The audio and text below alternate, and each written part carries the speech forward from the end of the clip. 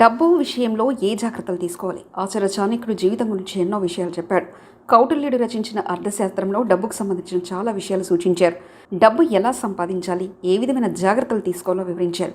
డబ్బు సంపాదించే మార్గాలు కూడా తెలిపాడు. అక్రమ మార్గాల్లో డబ్బు సంపాదించడం అంత మంచిది కాదు.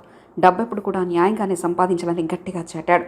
ఆగాన వచ్చింది భోగాన పోతుందన్నారు. డబ్బుతో జాగ్రత్తగా ఉండాలని చాణక్యుడు చెప్తాడు. మన దగ్గర డబ్బు ఉన్నది విచ్చలవిడిగా ఖర్చు చేస్తే భవిష్యత్తులో కష్టాలు పడాలి. అందుకే ధనం ఉన్నప్పుడు పొదుపు చేయడం ఉత్తమం. మంచి మంచి పనులు చేయడం ఉత్తమం. ఇలా డబ్బు విషయంలో ఎల్లప్పుడూ అప్రమత్తంగా ఉన్నవాడే సంపదను కూడబెడతాడు. అతడే జీవితంలో పైకి ఎదుగుతాడని చాణక్యుడు చెప్పాడు. సరైన వాటిలో పెట్టుబడి. మనం సంపాదించే డబ్బును సరైన వాటిలో పెట్టుబడి పెడితేనే సార్థకత ఉంటుంది. అవసరం లేని వాటికి డబ్బులు ఇవ్వడం వల్ల అది పనికి రాకుండా పోతుంది. డబ్బు పెట్టుబడిగా పెడితే వారికి బాగా ఉపయోగపడాలి. అప్పుడే దానికి సార్థకత వచ్చినట్టు అవుతుంది. ఇలా మన డబ్బుకు సార్థకత రావాలంటే సరైన వాటిలో పెట్టుబడి పెట్టడమే సురక్షితమని చాణక్యుడు చాటాడు.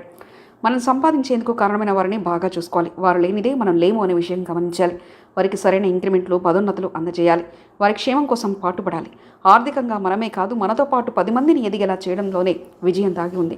అందుకే మన దగ్గర పనిచేసే వారిని బాగా చూసుకుంటేనే మనకు మంచి జరుగుతుందని చాణక్యుడు వివరించాడు. గుణవంతుడికే ధన సహాయం. డబ్బును ఎప్పుడైతే మంచి వారికి దానం చేయాలి. అపాత్ర దానం చేయడం అవివేకం. డబ్బు విలువ తెలుసుకొని మంచి వారికి దానం చేయడం వల్ల మంచి జరుగుతుంది. ఈ నేపథ్యంలో చాణక్యుడు ఏ సందర్భాల్లో దానం చేయవచ్చో కూడా సూచించాడు. ఇలాంటి వారికి ఇవ్వాలో కూడా తెలపడం గమనార్హం. ఇలా చాణక్యుడి ప్రకారం మనకు డబ్బు విషయంలో చాలా జాగ్రత్తలు తీసుకుంటే మంచిది.